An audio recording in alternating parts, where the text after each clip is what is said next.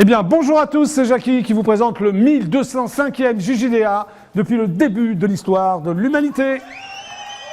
Merci beaucoup. Maintenant, j'ai deux invités. Avant les audiences, je vais vous parler des invités. Tout d'abord, la divine Mawin pour un One Woman Show qui s'appelle « J'ai vraiment pas de chatte ». Bon, on va vérifier ça alors.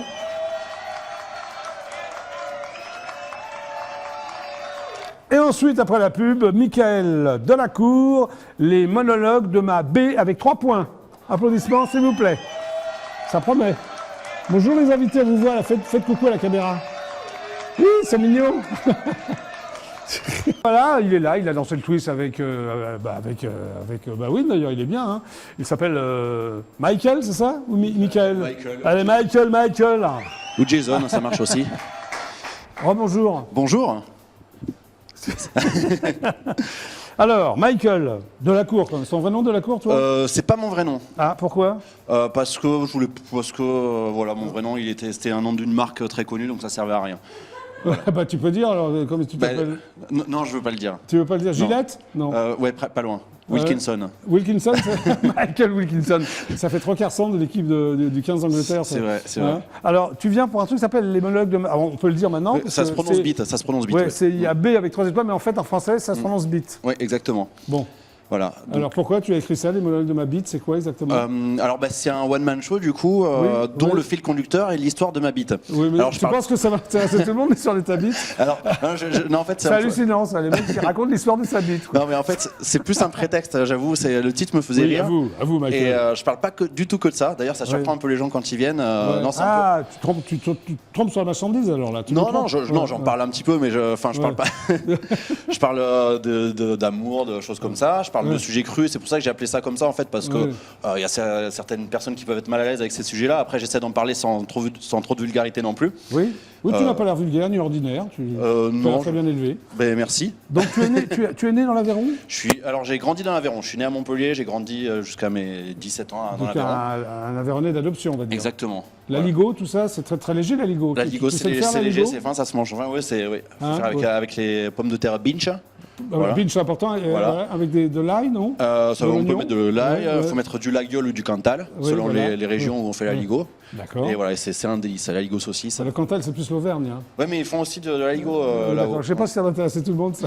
Mais je sais pas non plus. Remarque, il y a beaucoup d'Aveyronnais qui regardent le JDA. Ah bon, bonjour aux Aveyronnais de Paris. Bon, après, tu es parti 1 an au Mexico, pourquoi? Parce que mon père vit là-bas. Il est mexicain? Non, il s'est marié avec une Mexicaine. Ah, d'accord. Voilà. Et ta mère n'est pas mexicaine? Non, ma mère, elle vit dans l'Aveyron. D'accord, ok. Voilà. Donc tu vas rejoindre ton père. Qu'est-ce que tu as fait pendant 1 an? J'étais en 4e, donc j'étais à l'école. Voilà. À l'école au lycée français? Au lycée français de Mexico, voilà. Ah, c'est bien. Qu'est-ce que tu as appris au lycée français de français? J'ai appris l'espagnol quand même aussi. D'accord, donc tu as eu ton bac? J'ai eu mon bac. Tu es relativement sérieux comme garçon pour parler de ta bite. Et puis tu as fait des études de médecine? J'ai arrêté en fin de 4e année. Pourquoi? Parce que ça me plaisait pas et que je préférais dire des bêtises sur scène. Ouais, t'avais envie déjà de déconner? En fait j'ai commencé un peu à faire de la scène à la fac de médecine. Il y avait un gala, on écrivait des sketchs. Et du coup voilà, j'ai commencé comme ça m'a plu. Ça t'a plu. Alors en 2012, tu te retrouves à Paris, tu arrives à Paris en 2012, et tu prends des cours de théâtre pendant 1 an. Oui, théâtre classique. En fait, j'ai pris des cours juste pendant 2 ans et demi, en fait, mais cours Cochet, du coup, ce qui est une école très connue pour le théâtre classique. Et tu écris donc ta première pièce qui s'appelle Les Fabulistes Anonymes. Ouais, ça c'était ma 2e année. C'était en fait, c'est dans le cadre du cours, on a fait toute une pièce de théâtre sur les fables de La Fontaine, parce que c'était un peu la base de notre Lesquelles, par exemple? Il y en a plein, toutes, le Corbeau et le Renard, il y en a 10 livres, je crois, de Fables de La Fontaine, donc il y en a énormément. En fait, c'était une histoire qui racontait... C'était une pièce à combien de personnages? On était 11. Ah, d'accord. Et voilà, et c'était un peu des petits fous qui étaient fans. Des foot, quoi. Voilà. Ouais, hein. Des quoi, excuse-moi? Non, c'était un peu des fous qui étaient fans de Fables de La Fontaine, et c'était une pièce de théâtre comique un peu sur ce sujet-là. Bah, c'est sympa. Et en 2013, La jeune fille et la mort. Oui. Alors ça, c'est une commémoration du coup d'État au Chili, c'est ça? Voilà, c'est un drame sur l'après coup d'État au Chili. Voilà, et moi, je jouais un tortionnaire, donc pas drôle du tout. Mais c'était une super expérience aussi théâtrale. Mais au début, tu voulais pas faire rire alors? En fait, moi, je m'étais dit... En fait, le one man, c'était un peu le rêve auquel j'avais jamais trop osé rêver parce que c'était un peu inaccessible. Quand on est dans l'Aveyron, on se dit pas on va faire du one man show, il n'y a pas trop de théâtre. Hein. Oui, non, bien sûr, mais c'est vrai qu'il n'y a pas beaucoup de théâtre, il n'y a pas beaucoup de vie culturelle là-bas. C'est un peu paumé comme département. Ouais, voilà. Et du coup, j'ai fait mes études à Montpellier, j'ai dit je vais faire du théâtre, et puis après, en faisant du théâtre, je suis venu au one man un peu naturellement. Donc la jeune fille et la mort, c'est un peu relativement lugubre, non? C'est austère? Non, c'est pas austère, mais c'est un drame, quoi. Ça raconte l'histoire d'une dame qui tombe sur son ancien tortionnaire. Ah, voilà. Et qui du coup, et toi, tu fais le tortionnaire. Je fais le tortionnaire, voilà. En 2014, donc tu fais aussi 3 mois l'atelier pour acteurs de Damien Akoka. Ouais. Akoka, alors voilà. C'est quoi ça? Alors Damien Akoka, c'est un coach en fait pour acteurs et du coup il nous prend et puis il nous. Oui, quoi, alors, En fait c'est un peu particulier, c'est dur à expliquer parce que l'enseignement est intéressant. C'est super intéressant. Ça fait ça 3 mois, c'est ça? 3 mois, ouais. C'est des stages d'1 mois, j'en ai fait 3. Et ça coûte cher? Ça coûte. Les cours de théâtre globalement coûtent cher, mais ça vaut vraiment le coup. Je le conseille parce qu'il prend en fait chaque personne, il donne un cours complètement différent pour chacun. En fait, c'est pas vraiment un cours. Ça t'a aidé là pour ta gestuelle? Ça aide pour la gestuelle et puis ça aide pour le lâcher prise, ça aide pour plein de choses. J'ai l'impression que tu l'as jamais prise, toi. Tu as l'air un peu coincé comme mec. J'ai l'air coincé, faut me voir sur scène après aussi. Hein, c'est pas. Oui, d'accord. Ok. Donc tu lâches prise de temps en temps? Oui, complètement. D'accord. Ok.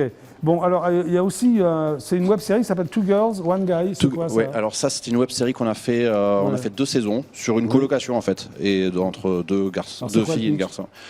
C'est 2 garçons et une fille. Voilà, qui sont très amis. C'est pas un gars et une fille alors, non? Non, mais enfin il y a des petites choses qui se recoupent, mais du coup c'est un peu un point de vue d'une colocation. Un petit peu trash, un petit peu. C'est toi qui l'as écrit? Je l'ai coécrit, ouais. Tu l'as coécrit, tu le joues, je suppose. Je joue aussi, ouais. Et ça va continuer, ça? Non, non, pour l'instant, c'est pas. C'est sur le web. Voilà, c'est sur le web, on peut voir les 2 saisons. D'accord, ok. Tu as fait partie d'un collectif, aussi le collectif Pégase. Oui, c'est quoi ça? Il y a tout mon CV. Du coup, j'ai fait. Non, mais attends, tu sais que moi je suis journaliste d'investigation. Ouais, non, mais du coup, on jouait. Je dis pas tout parce que bon, j'ai pitié de toi, mais. On jouait une pièce qui est encore d'actualité qui s'appelle De rien pour rien, qui est une super pièce très absurde sur le théâtre contemporain. C'est une satire un petit peu du théâtre contemporain et c'est vraiment génial. Écrite par Mathias Seigné. Est-ce que ce collectif existe toujours aussi? Ça existe toujours. Moi, j'en fais plus partie parce qu'avec mon one man, du coup, j'ai dû faire des choix. Voilà, j'ai plus le temps. Puis je suis dimanche soir aussi au Field, qui est une scène ouverte. Alors le Field, j'aime beaucoup. Moi, tu es au Field? Oui, je suis dans l'équipe d'animation du Field. C'est toujours au Trévise? C'est toujours au Trévise depuis 25 ans. On a fait la 1000e dimanche dernier. Ah, sympa, ça se passe bien. Alors, explique le principe, je connais aux téléspectateurs. Alors, le Field, c'est une scène ouverte, c'est la plus vieille scène ouverte de Paris. Donc, tous les dimanches à 19h30, il y a des artistes qui se présentent. On les auditionne pas, on a 10 places pour les artistes.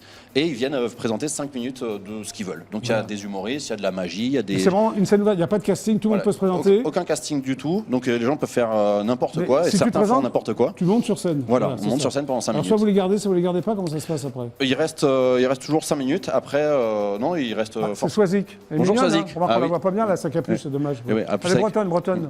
D'accord. En plus, avec le verre, on voit des étoiles sur à la télé, j'ai vu. C'est sympa les bretonnes, non? Oui. Très joli Soisic. Oui, alors.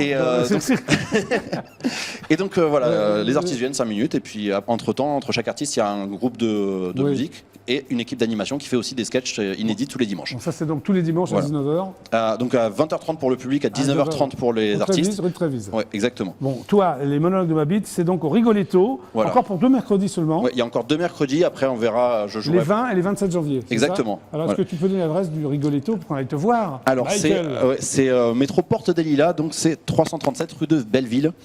Donc voilà, le Rigoletto. C'est sur le périph' en fait. À côté du périph', voilà. Donc c'est assez facile. Tu joues sur une station d'essence du périphérique, non? C'est un bar. On peut voir, c'est super sympa. Ils sont super sympas et la salle est très charmante. Voilà. Donc, voilà. Et puis le spectacle est vraiment génial. Non, mais tu dis ça parce que c'est toi qui l'as fait, non? Non, mais vraiment. Non, les gens sont contents. Vraiment, les gens sont très contents quand ils sortent du spectacle. Ils sont surpris et très contents. Il paraît que tu as ton permis B aussi. J'ai mon permis B, d'accord. C'est le permis normal, ça, non? Oui. Ok, très bien. Voilà. Et il paraît que tu as une bonne pratique du jonglage, ça m'a fait rire, ça. Diabolo, boule et bâton. Du diable. C'est quoi le bâton du diable? Le bâton du diable, c'est en fait un bâton qu'on fait sauter entre 2 autres bâtons. Voilà. C'est intéressant, je trouve, d'avoir fait ça, non? Ouais, en fait, en première année de médecine, c'était un peu mon seul loisir. J'habitais dans un appartement tout seul, sans télé, sans rien, et du coup, j'avais 5 minutes de pause et j'apprenais à jongler. Tu faisais tellement chier que tu faisais du diabolo, le bâton du diable. Voilà, et du jonglage. Voilà. Ça te sert sur scène? Non, pas trop, pas encore. Peut-être pour d'autres spectacles, mais pour celui-là, c'est plus. Pour celui-là, dans les monologues. Non, ça ressemble plus à du stand-up de ma bite, oui. D'accord. Tu danses le rock'n'roll, paraît-il? Mathilde? Je danse le rock'n'roll. Enfin, déjà, le twist, tu l'as bien lancé. Oui, non, je danse C'est très bien le une passion rock'n'roll. pour toi, le rock'n'roll ou... J'aime beaucoup, ouais. En soirée. Alors, les monologues de ma bite, tu fais plusieurs personnages ou c'est que toi? Non, c'est du stand-up, donc c'est c'est. Tu t'adresses au public? Voilà, exactement. Ouais. Oui. Et je parle de moi, je parle d'autres choses. Hein. Je parle aussi de sujets plus sérieux. Je parle de charia, je parle de politique. Ouais, non, c'est pas. C'est vraiment un prétexte le titre. Après, voilà, il y a des sujets légers, il y a des sujets lourds. Quand tu vas à ce titre, on va aller le voir quand même. Mais c'est drôle hein, aussi. Hein. Des sujets un peu glissants qui font pas forcément rire au premier abord. Oui, lesquels par exemple? La charia ça fait pas rire, le politique ça fait pas toujours rire. La charia. Non. Oui. Je parle aussi de tradition avéronaise pour la zoophilie. Voilà. Tradition avéronaise pour la zoophilie. Parce que les Aveyronais sont zoophiles? En tout cas, c'est oui, évidemment. C'est une légende ou c'est vrai? Je sais pas trop. Moi, voilà, j'ai pratiqué bien sûr. Toi, tu es zoophile? Oui, je l'ai été. Toi, t'as une tête de zoophile. Non, c'est pas. Non, en plus, parce qu'on me pose souvent la question est-ce que c'est une histoire vraie? Non, c'est pas vrai. Hein. C'est pas parce qu'on fume une fois une cigarette qu'on est fumeur, comme je dis toujours. Ah, c'est bien ça. Voilà. Bon, j'ai des images. T'as des images? Très bien. On les regarde? On les regarde. C'est parti. C'est parti. Alors, du coup, je suis en couple depuis pas longtemps. Je suis vraiment très heureux en couple. J'ai une petite amie vraiment merveilleuse, drôle, intelligente, cultivée, pétillante.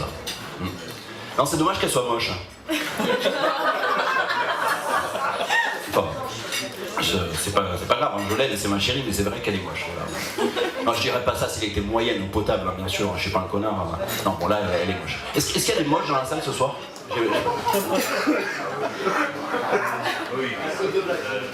Ah non, vous êtes très belle. Je vais pas trop vous regarder parce que tant de beauté ça m'éblouit, j'ai plus l'habitude. On s'est rencontrés, c'est un peu le scénario classique, hein, vous savez, moi j'étais un petit peu éméché en boîte de nuit. Et vous savez, commencer vers 5h du matin, c'est à cette heure-là que les moches sortent pour chasser. Ah, ça y a pas à dire, elles sont organisées, hein. Quand ça a faim la moche, ça sait s'y prendre. En fait, elles chassent en bande, comme les hyènes. Ah, et quand elles vous ont mis le grappin dessus, vous n'avez aucune chance de vous en sortir. Vous vous réveillez le lendemain matin chez elles, vous vous rappelez de rien. GHB oblige. Mais c'est là où Lucie a été très forte. Oui, parce qu'elle s'appelle Lucie, ouais, comme l'Australopithèque. Non, elle a été très forte parce qu'elle avait anticipé toutes mes réactions. Elle savait que j'aurais peur, bien sûr, mais elle savait aussi que j'aurais la gueule de bois. Du coup, elle m'a fait couler un bain, elle m'a fait à manger, elle m'a dorloté, et moi, sans rien voir venir, syndrome de Stockholm.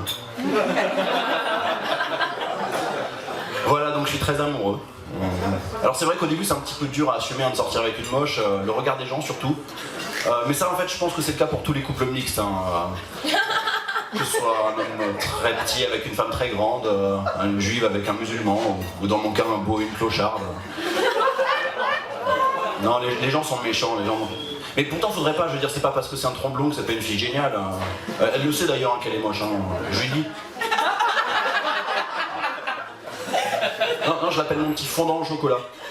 T'as un aspect de merde, mais à l'intérieur c'est tout bon.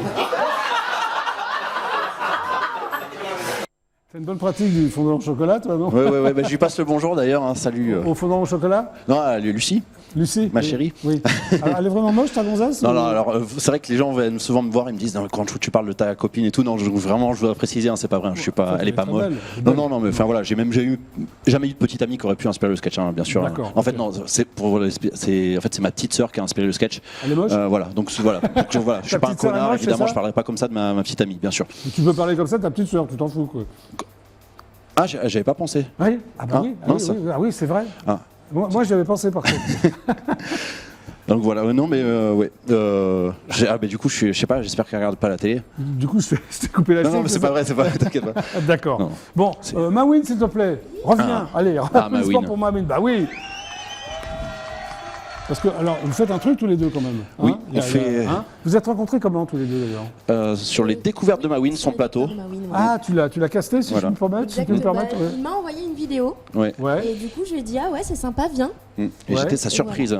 Et oui, exactement. Parce Parce qu'il y a que une j'ai le surprise, concept, j'ai toujours une surprise à la fin, quelqu'un qui n'est pas annoncé. Et D'accord. comme ça. Alors qu'est-ce qui se passe? Vous faites donc, on appelle ça un ticket Chabit. Le Voilà. ticket Je Chabit. vais montrer ça à la ouais. caméra. Voilà, le ticket Chabit. Alors c'est quoi le ticket Chabit? Alors c'est un partenariat entre nos deux spectacles. Si vous allez voir un des spectacles, vous Oui, pouvez parce aller qu'il y voir. en a un qui s'appelle donc Le monologue de Babit. Voilà. Et Et l'autre, j'ai vraiment pas de chat. Donc D'accord, forcément, ouais. on s'est dit, on va faire on va un faire un ticket ticket Chabit. Chabit. Bah oui. Alors, expliquez-moi ce que c'est tous les deux. Donc si vous allez voir un des spectacles, vous pouvez aller voir le deuxième pour 5 € seulement. Et Voilà. oui. Ah, d'accord. Et le premier, il coûte combien par exemple? Le premier, il est à 10 €. Oui, et donc- Là, à 9. voilà. Ouais, d'accord. Ok. Mais c'est bien et ça marche. Ça marche, ouais, les gens sont très contents. Alors avant, vous étiez dans le même théâtre, donc c'était peut-être plus facile pour les spectateurs. Bah, Peut-être. pas forcément, mais, parce qu'on ne jouait pas le Ouais. même jour forcément, mais après, on enfin, est sur Facebook, donc il suffit d'aller voir les dates de chacun. y a Donc pas de... moi, par exemple, si je vais voir ton spectacle, Oui. ça va me coûter combien? Ah, mais toi, je t'invite. Non, non, Jack. bah, bon, non, ça va me coûter combien? 9 €. 9 €. Bon, après, j'ai envie d'aller voir le spectacle de Michael, ça va Il me faut coûter garder combien? ton ticket Chabit Ouais. et tu y vas pour 5 € Au lieu de au lieu de 10. 10. Voilà. Ça vaut le coup. Et oui. oui, ça En vaut plus, le coup. regardez, ils sont mignons tous les deux. Bien sûr que ça vaut le coup. Donc alors on répète tout là. Donc toi, Mawin, Oui. c'est un one-woman show qui s'appelle. J'ai vraiment pas de chat. Voilà, on peut te retrouver où? Tous les mercredis au Dalérac à 20h. Voilà. Théâtre Dalérac. Et toi, Michael Delacour?